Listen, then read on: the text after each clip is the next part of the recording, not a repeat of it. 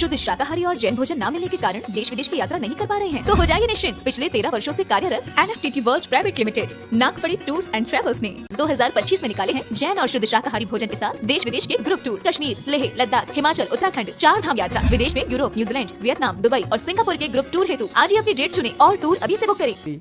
रमेश जी लोधी प्राचार्य गुरुदेव के पावन चरणों में नमस्तु नमस्तु नमस्तु। आज हम बहुत बड़े भाग्यशाली हैं कि हमारी ग्राम पंचायत सहरोग में गुरुदेव के चरण पड़े और हमको थोड़ा बहुत सेवा का अवसर मिला। मैं आज गुरुदेव से शाकाहार का व्रत ले रहा हूँ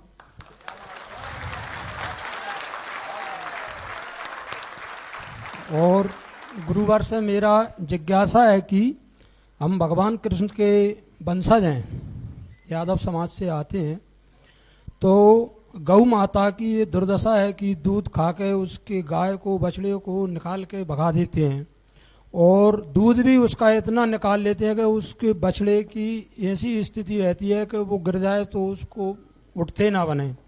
ऐसा क्यों हो रहा है?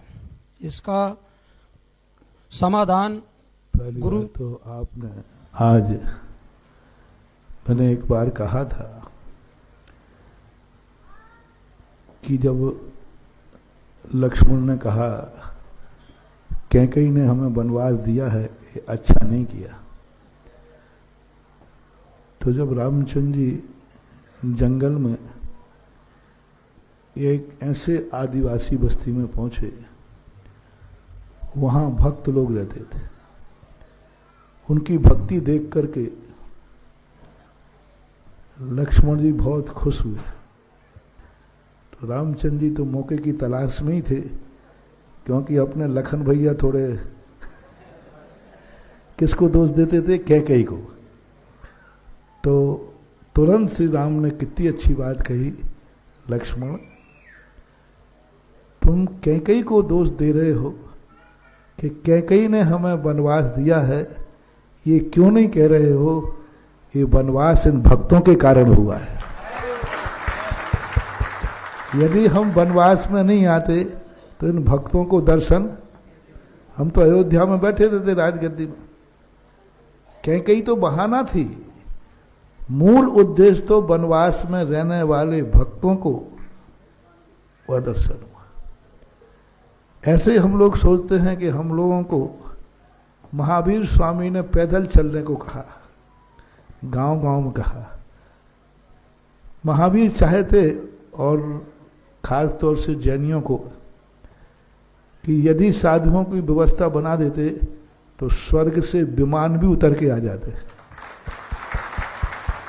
और जैनियों के गाड़ियों की तो कमी है नहीं।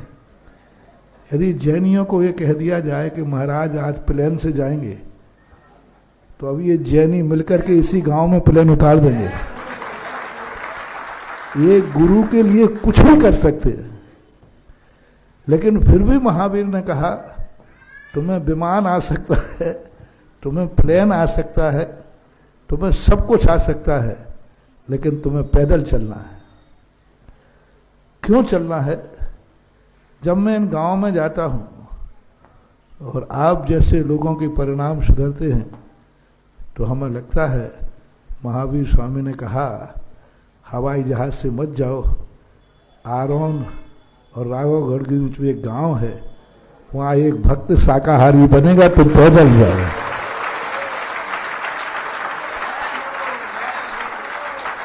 यही तो स्थितियां हैं।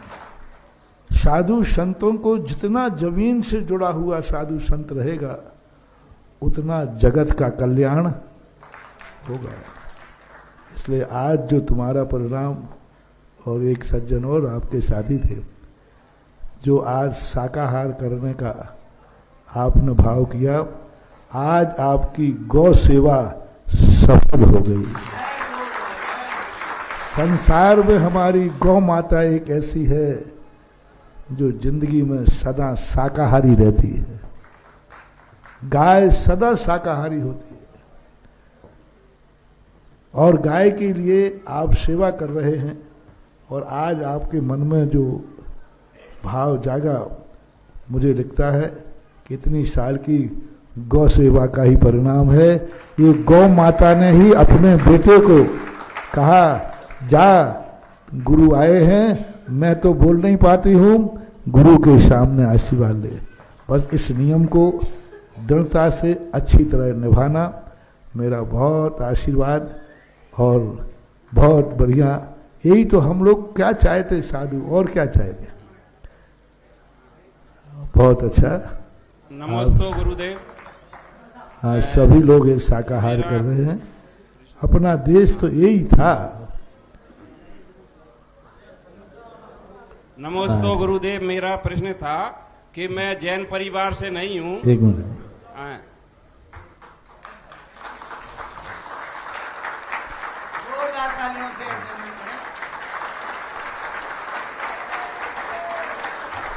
बहुत अच्छा। 300 गाय, बहुत अच्छा। और दूसरी बात जो गाय की आपने कही, वस्तुतः ये हमारा दुर्भाग्य है कि भारत देश गाय को माता मानता है, लेकिन उसको माता जैसा प्यार नहीं दे पाता। मैं सदा कहता हूं, गायें जो बूचड़ खाने में कट रही हैं, उन कसाईयों के कारण नहीं कट रही हैं, जो गाय को माता मानते हैं उन बेटों के कारण कट रही हैं।